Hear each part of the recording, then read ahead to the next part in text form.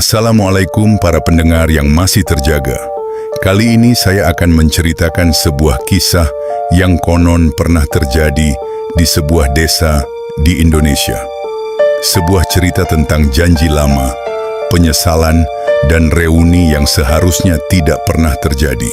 Di sebuah kota yang jauh dari kampung halamannya, Bambang menjalani hidup yang nyaris tak pernah berhenti.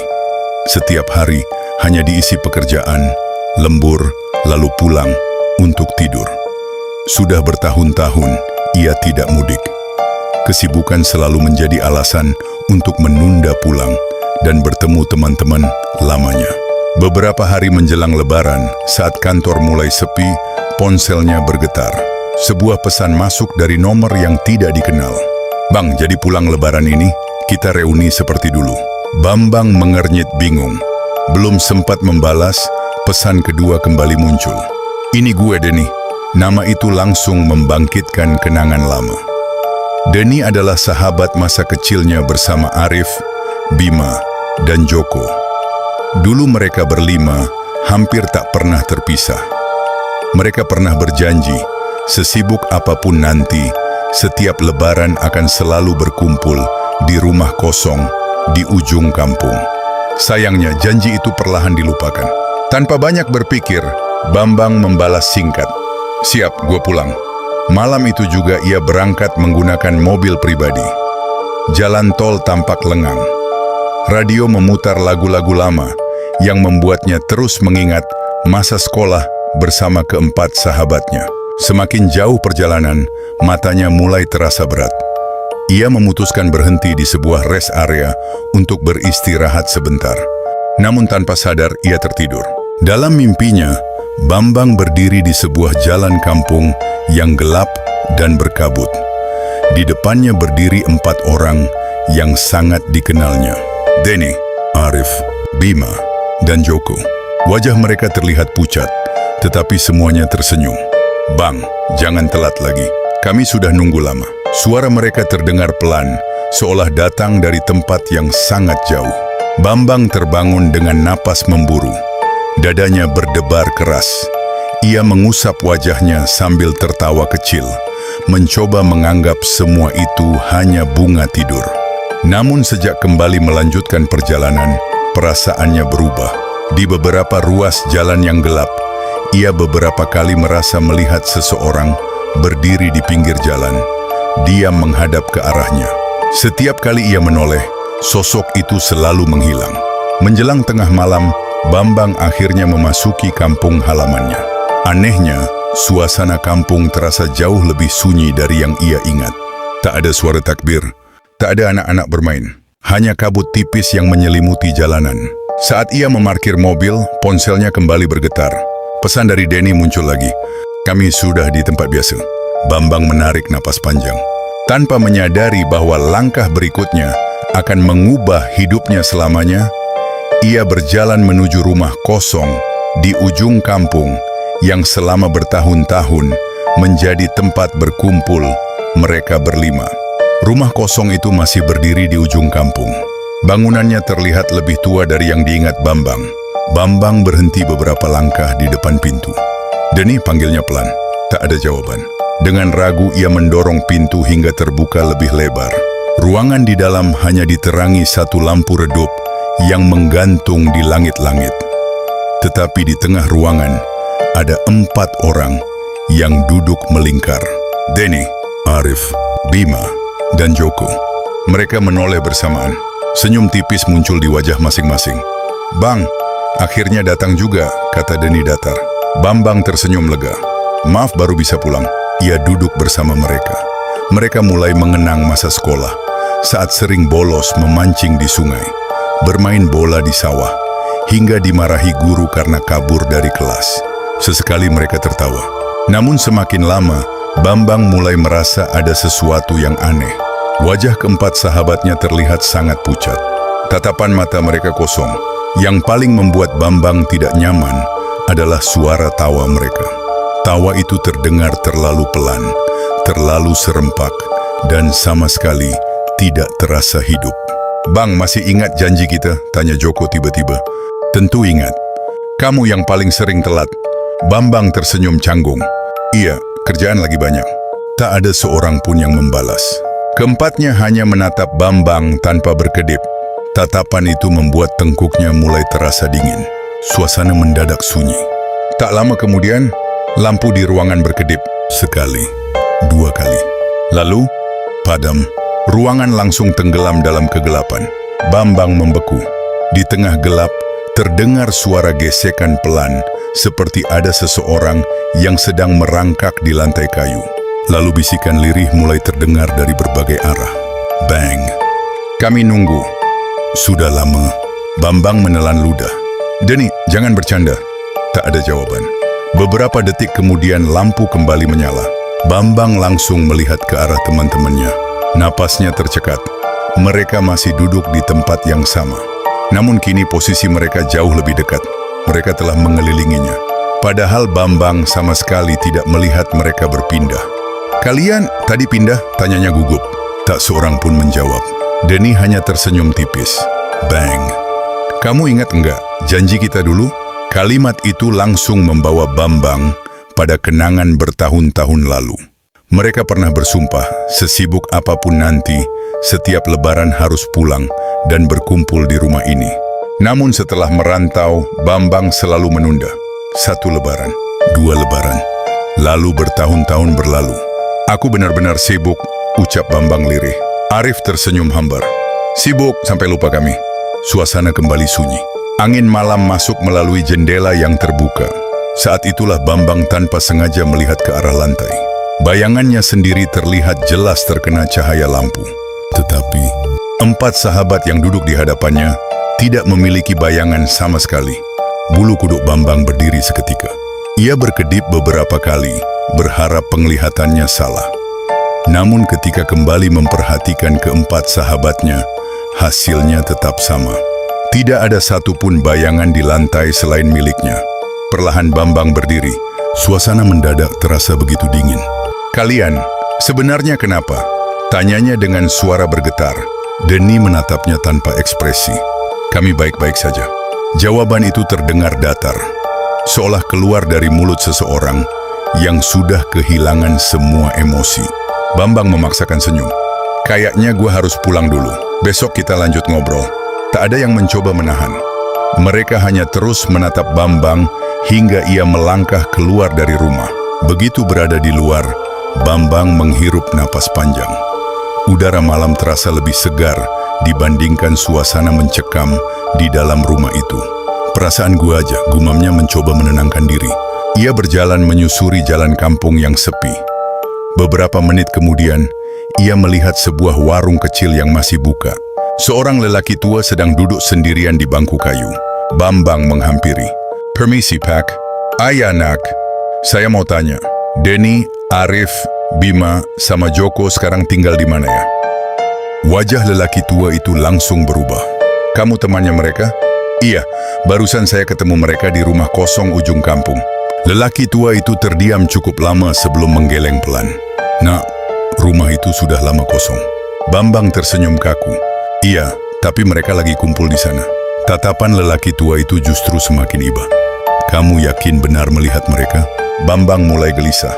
Ayah, Pak. Lelaki itu menarik napas panjang. Denny, Arif, Bima, dan Joko sudah meninggal tahun lalu.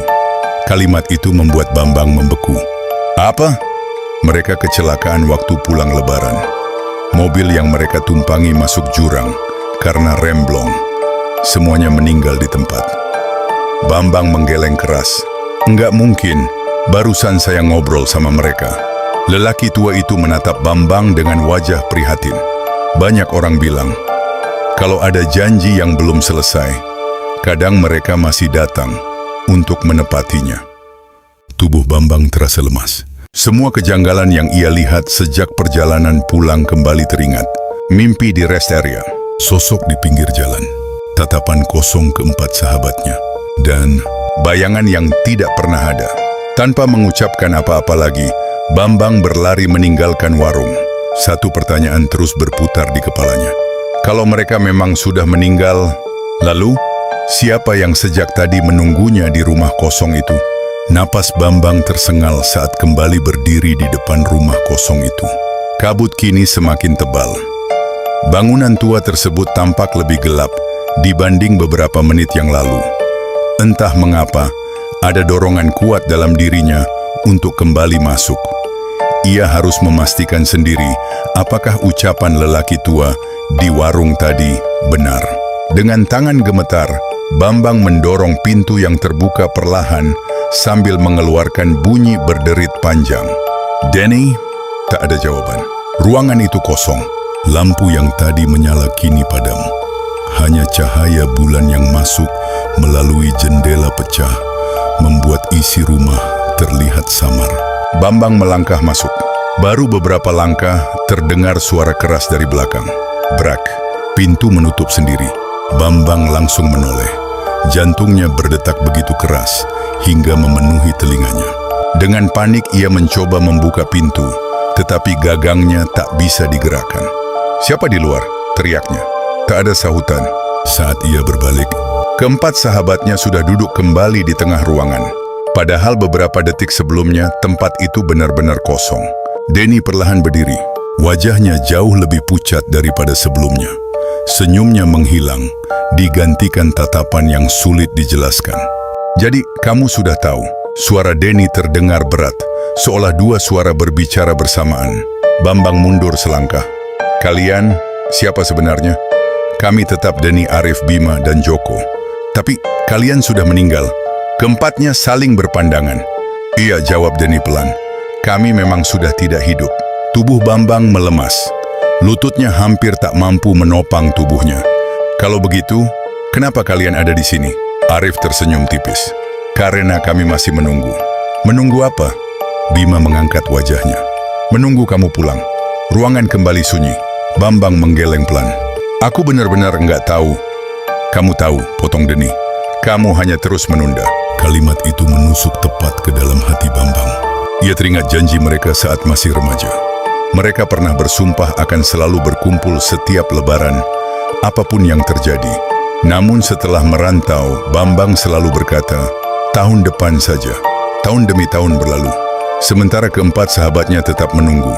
"Kami datang setiap lebaran," ucap Joko untuk pertama kalinya. "Di rumah ini. Berharap kamu datang." Bambang menundukkan kepala. Air matanya mulai menggenang. "Aku minta maaf." Denny menggeleng pelan. "Kami bukan datang untuk menyalahkanmu." "Lalu, kenapa?" Keempat sahabat itu memandang Bambang bersamaan. Karena ada sesuatu yang harus ia lihat sendiri. Tiba-tiba udara di dalam rumah berubah dingin. Lantai bergetar pelan. Pandangan Bambang mulai kabur. Dalam sekejap, rumah tua itu menghilang dari hadapannya. Berganti dengan sebuah jalan gelap yang terasa sangat dikenalnya. Di kejauhan, sebuah mobil sedang melaju menuju tikungan tajam. Bambang berdiri terpaku di tengah jalan yang gelap. Ia mengenali tempat itu. Jalan menuju kampung yang harus dilewati setiap kali pulang merantau. Tak jauh di depannya, sebuah mobil melaju perlahan. Mobil itu milik Denny. Bambang berusaha berlari, tetapi kakinya seperti menancap ke tanah. Ia hanya bisa melihat semuanya dari kejauhan. Di dalam mobil tampak Denny mengemudi.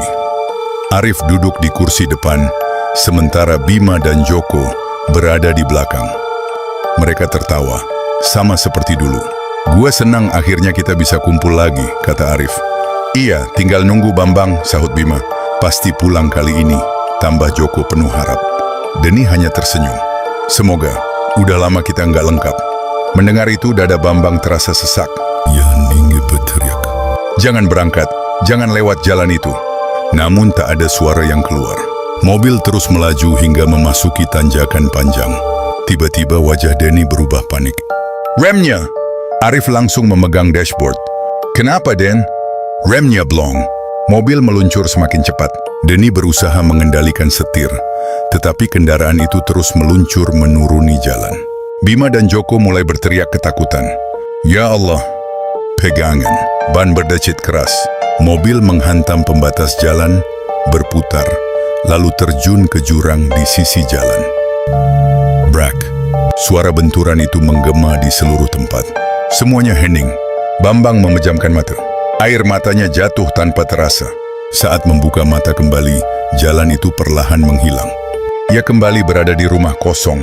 Keempat sahabatnya berdiri di hadapannya. Itu hari terakhir kami, ucap Deni pelan. Kami pikir masih punya banyak waktu. Bambang tak mampu berkata apa-apa. Selama ini ia selalu mengira reuni bisa dilakukan kapan saja. Ternyata kesempatan itu telah hilang selamanya. Aku benar-benar minta maaf, ucapnya lirih. Arif menggeleng. Kami bukan menunggu permintaan maaf. Lalu, Bima menatap Bambang dengan mata yang kini tidak lagi kosong. Kami hanya ingin bertemu sekali lagi, supaya janji kita selesai. Ruangan kembali sunyi. Tak ada lagi rasa marah di wajah mereka. Yang tersisa hanyalah kerinduan yang selama setahun belum sempat terobati. Bambang menunduk sambil menangis. Aku kira masih ada waktu. Deni tersenyum pahit. Kami juga mengira begitu. Kalimat itu menghantam Bambang lebih keras daripada apapun yang ia dengar malam itu. Baru kini ia menyadari, bukan kesibukan yang membuatnya kehilangan sahabat-sahabatnya, melainkan kebiasaannya menunda, seolah waktu akan selalu menunggu. Tangis Bambang pecah di tengah rumah kosong itu. Selama bertahun-tahun ia selalu menganggap masih ada kesempatan untuk pulang. Masih ada lebaran berikutnya. Masih ada waktu untuk berkumpul. Kini ia sadar, waktu tidak pernah memberitahu kapan kesempatan terakhir datang. Aku salah, ucapnya lirih. Aku terlalu sibuk sampai lupa sama kalian. Deni melangkah mendekat. Kali ini wajahnya tidak lagi terlihat menyeramkan. Tatapannya justru dipenuhi kesedihan.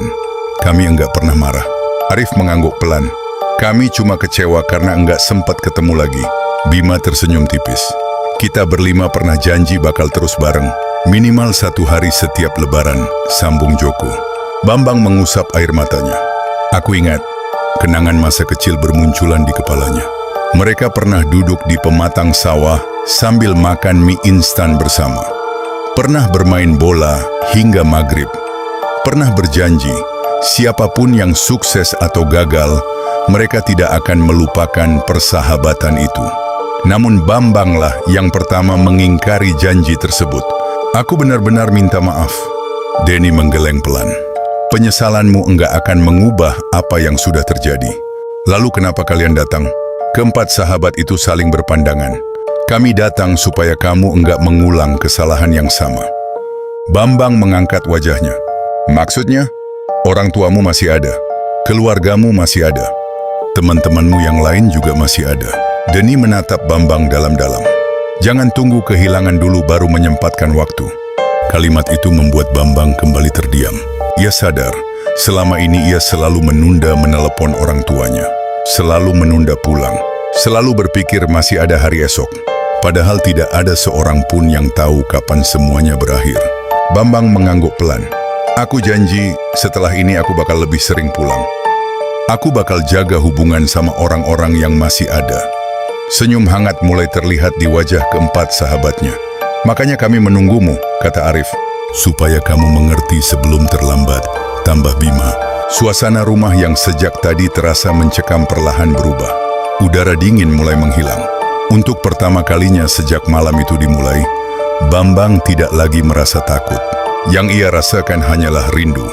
Lalu dari kejauhan, terdengar suara azan subuh berkumandang. Keempat sahabatnya saling memandang. Deni menarik napas panjang. Sepertinya, waktu kami sudah habis. Mendengar kalimat itu, hati Bambang kembali terasa sesak. Suara azan subuh semakin jelas terdengar dari kejauhan. Keempat sahabat itu berdiri berjajar di depan Bambang. Wajah mereka kini tidak lagi sepucat sebelumnya.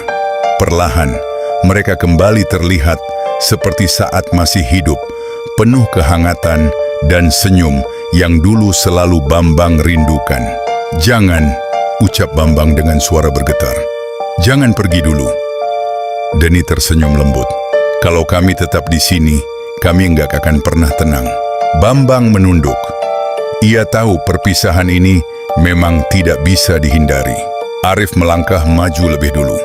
Bang, jangan jadi orang yang lupa sama asalnya. Bambang mengangguk sambil mengusap air mata. Iya, aku janji. Bima menepuk bahu Bambang pelan. Sentuhannya masih terasa dingin, tetapi kini membawa ketenangan. Kalau kerja boleh sibuk, tapi jangan sampai lupa orang-orang yang sayang sama kamu. Aku ingat, Joko menjadi yang terakhir mendekat. Ia menatap Bambang cukup lama sebelum berkata pelan, "Jaga dirimu dan jaga mereka yang masih ada." Bambang tak kuasa menahan tangis. "Terima kasih, kalian masih mau nunggu aku." Denny tersenyum. "Karena kamu sahabat kami. Kami cuma ingin reuni ini akhirnya lengkap." Mereka berlima saling memandang dalam diam. Tak ada lagi rasa takut. Tak ada lagi penyesalan yang belum terucap. Yang tersisa hanyalah rasa syukur, karena masih diberi kesempatan untuk mengucapkan selamat tinggal. Perlahan tubuh keempat sahabatnya mulai memudar, seperti kabut yang tersapu cahaya pagi. Bambang panik. "Denny." "Iya bang." "Maafin aku." Denny mengangguk pelan. "Kami sudah memaafkanmu sejak lama." Arif melambaikan tangan. Bima tersenyum lebar seperti dulu. Joko hanya mengangguk kecil. Lalu satu persatu mereka menghilang tanpa suara. Ruangan itu kembali kosong. Hanya Bambang seorang diri yang masih berdiri di tengah rumah tua. Cahaya matahari mulai masuk melalui celah jendela. Suara azan subuh masih berkumandang, mengusir sunyi yang sejak malam menyelimuti rumah itu. Bambang terduduk di lantai. Tangisnya pecah sekali lagi. Namun kali ini bukan karena takut, melainkan karena akhirnya ia bisa mengikhlaskan kepergian sahabat-sahabatnya. Di dalam hati, ia berbisik pelan, "Tenang di sana, aku tidak akan mengulangi kesalahan yang sama."